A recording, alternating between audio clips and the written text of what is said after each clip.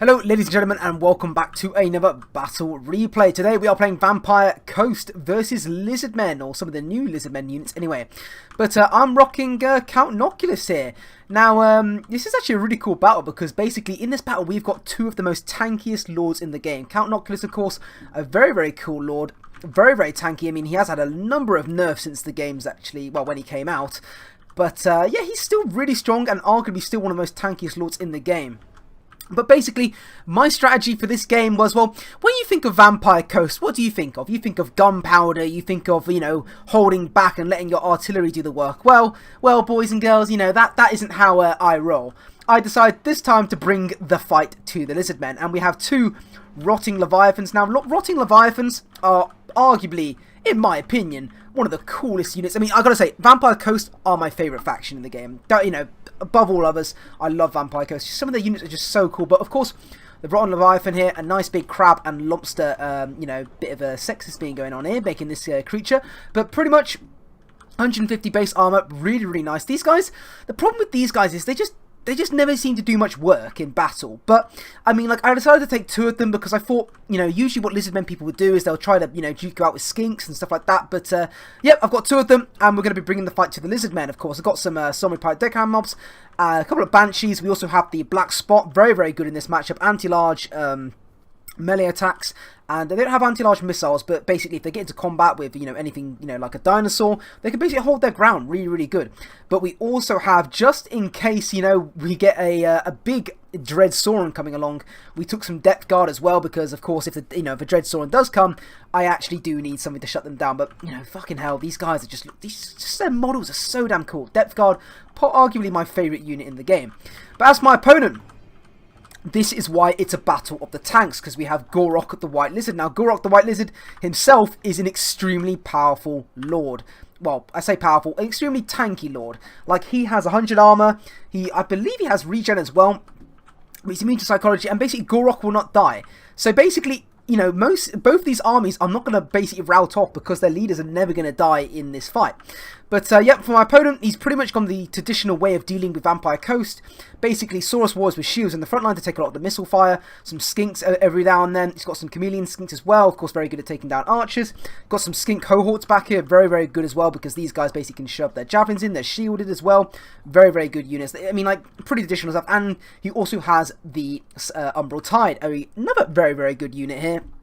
Fire damage, which basically rips through depth guard or any big scary lobsters or anything like that. But anyway, let's get right into this match. So basically, I was literally thinking, right, you know, fuck this, we are going balls deep on this Lizardmen player. I do not give a shit about everything. I do have some scurvy dogs trying to get onto some chameleon skinks in the early skirmishing matches here, but I didn't really want to, you know, fuck around with skirmishing here. I basically wanted to go right into this battle and not really, you know, have to worry about doing too much micromanaging.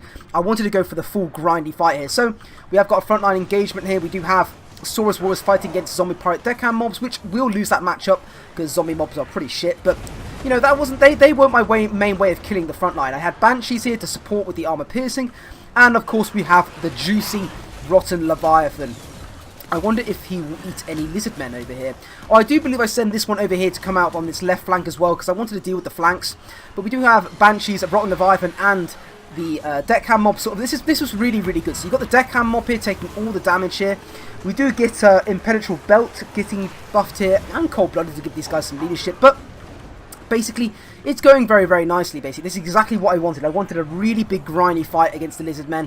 Of course, I am holding my depth guard in reserve with the polar arms. These guys were in reserve just in case I needed them, you know, if there was any units that I hadn't seen yet. Of course, I did notice that we did have some Cold One Spear Riders on the side here, you know, very good anti-large. They'll deal with those Rotten Leviathans very well. So some Banshees on them, because of course Banshees armor piercing, always very nice. But the Rotten Leviathans are going to be very hard for my opponent to take down. I mean, 150 armor, you know, they have decent melee defense, and pretty much the only thing here that can threaten them is the Umbral Tide, which is already shooting into them. But over here was where we had a very big grindy fight. We had Gorok the White Lizard here fighting against a Rotten Leviathan here, mixed in with Banshees. He does have the Shield of Eons to stand his ground, and the Mace of Ulmok, or however you say it, popped here. I'd use an Invocation of the Heck here because I did notice that a lot of my units were taking a lot of damage here, so I wanted to keep them alive. My opponent also, with his Skink Priest, does summon a Manticore here. I'm not too sure where he's going to send that, but I noticed that we were losing on this left flank here, so I do decide to summon some zombie pirate gunnery mob here. Of course, that's one of Count Noculus's abilities. Another, do I believe another invocation of the heck? Oh no, okay. So another zombie pirate deckhand mob is coming in, getting a nice flank attack on the Legion of Chakra. Basically, they are also very, very good at taking out Rotten Leviathans, but of course backed in with Banshees.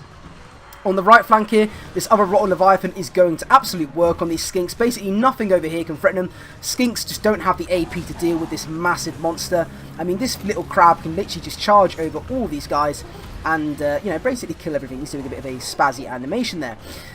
But I basically, at the moment, I got my depth guard in the back here because I was still worried about that, where have they gone? Yeah, I was still worried about the Cold One Spear Riders because they were, of course, in the flank and looking for an opportunity. Second Manticore does get summoned here. Bounce power still very, very even. The Skink Priest of Beast was taking some damage as well. But he is falling back now and is absolutely dandy and fine. But at the moment, it's actually going pretty well. As I say, balance power very even. We do have Count Noculus here fighting against Gorok the White Lizard, and this is a battle of tanks. These guys are literally the tankiest of tanks, doing some sick animations. Another invocation of the heck, I do believe, is going down here because I noticed we were taking quite a bit of damage. I wanted to keep that Rotten Leviathan alive at all costs, so I do use an invocation of the heck here.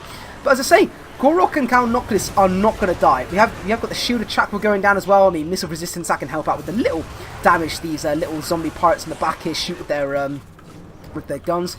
We have got a Manticore fight, you know, sort of stopping this Rotten Leviathan. Not really doing any damage, but, you know, that's fine. It can stop it down all it wants.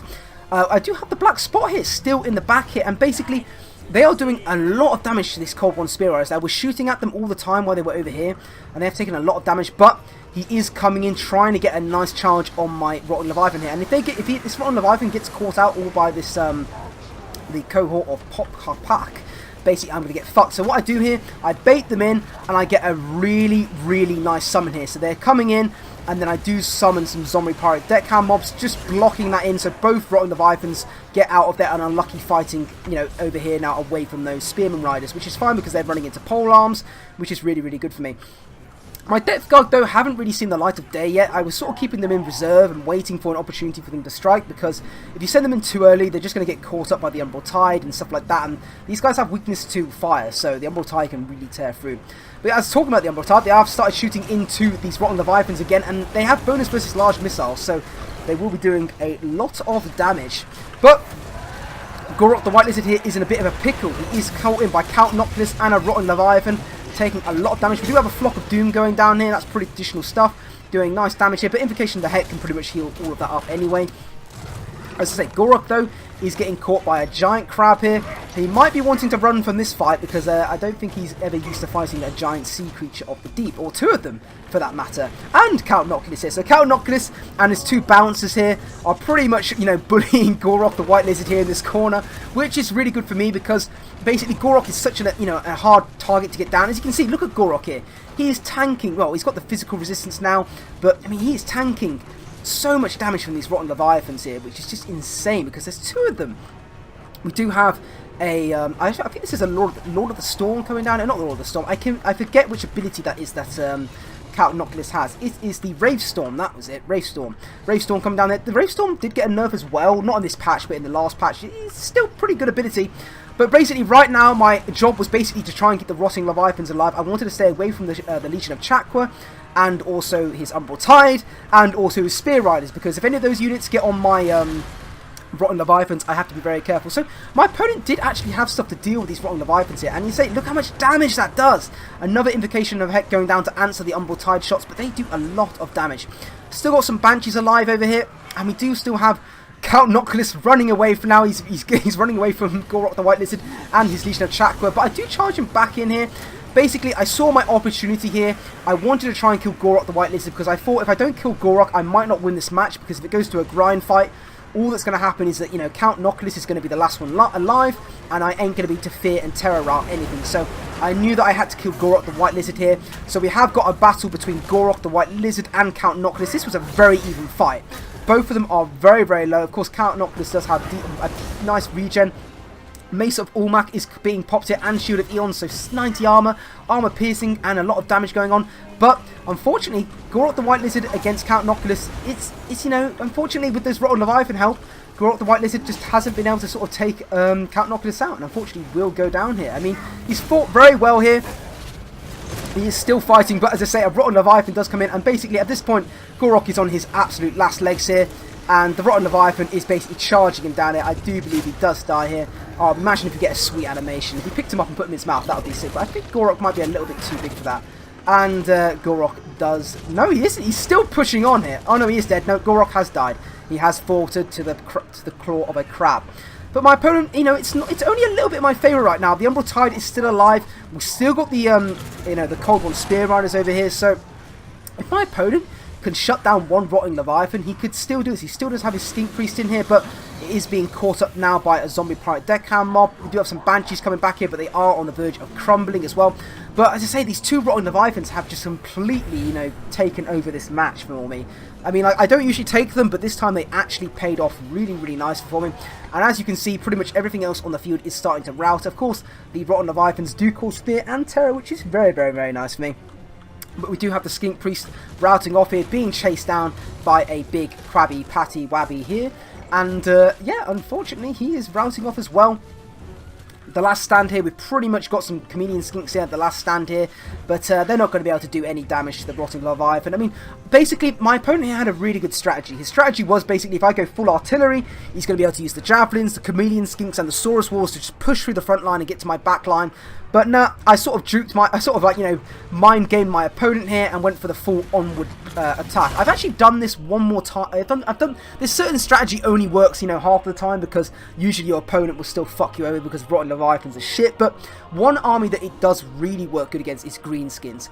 If you take two Rotten Leviathans against Greenskins, it is really, really nice. But anyway, thank you very much for watching. A very good battle of the tanks here, but of course Vampire Coast did win. Anyway, very well played to my opponent. Thank you very much for watching, and I'll see you next time.